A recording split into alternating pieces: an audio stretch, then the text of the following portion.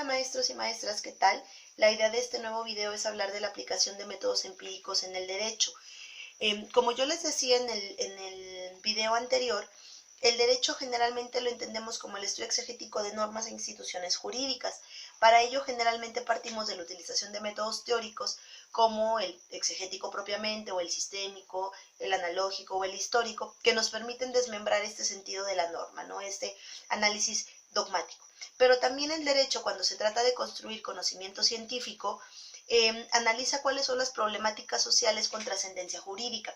Es decir, para esto parto de dos premisas. Uno, cuáles son las fuentes materiales que crean la norma, es decir, cuáles son los acontecimientos sociopolíticos que dan origen a la norma, y también parto de conocer luego la eficacia de esa norma. Una vez que la norma ha sido publicada y entra en vigencia, cuál es el beneficio que tiene dentro del conglomerado social dicha norma. Para cualquiera de estos dos supuestos, yo parto de la utilización de métodos empíricos. ¿Como cuáles?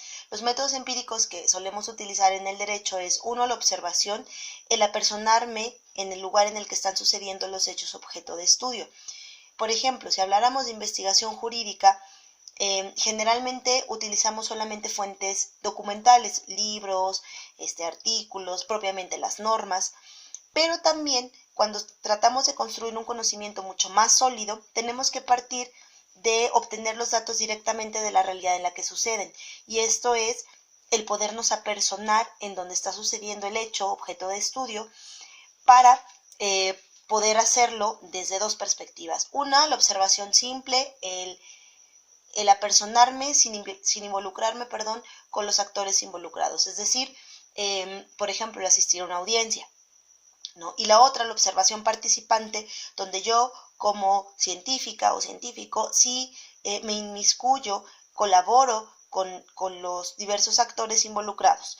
La otra es el análisis del contenido. El análisis del contenido parte del análisis del discurso, es entender, desmenuzar lo que se dice, ¿no?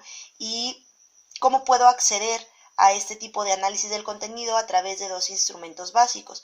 Uno es la entrevista y otro es la encuesta. Ambos son cuestionarios. La diferencia está en que la entrevista no tiene respuestas predeterminadas. Intento conocer la opinión en específico de un actor involucrado.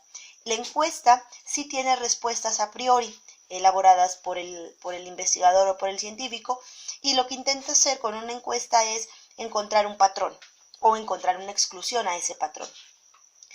¿Cómo podemos aterrizarlo en un ejemplo dentro de la praxis? Por ejemplo, al analizar violencia intrafamiliar, yo puedo partir de una dimensión teórica, pues en analizar el concepto de violencia a través a lo mejor del método analítico, la evolución histórica, el tipo penal, utilizando el método exegético, y las formas de garantías procesales a la víctima, pues utilizar el método sistémico. Pero si además quiero encontrar una dimensión empírica, yo tendría que aterrizar cómo esta norma ha funcionado o no dentro de la sociedad, ¿no? Y para ello podría decir, bueno, voy a caracterizar el problema en un ámbito geográfico, propiamente quizá en el municipio de San Luis Potosí, conocer el comportamiento estadístico, cuántas mujeres u hombres han sido víctimas de violencia intrafamiliar, cuál es la eficacia de esa norma, a lo mejor a través de análisis del contenido mediante el instrumento de una entrevista a personal del DIF o personal de PRODEM, o encuestas a diferentes víctimas de violencia intrafamiliar. Entonces, si se fijan, uno me podría dar una dimensión teórica, pero el otro me podría explicar de manera mucho más profunda cuál es el problema y cómo ha evolucionado ese problema en un ámbito geográfico.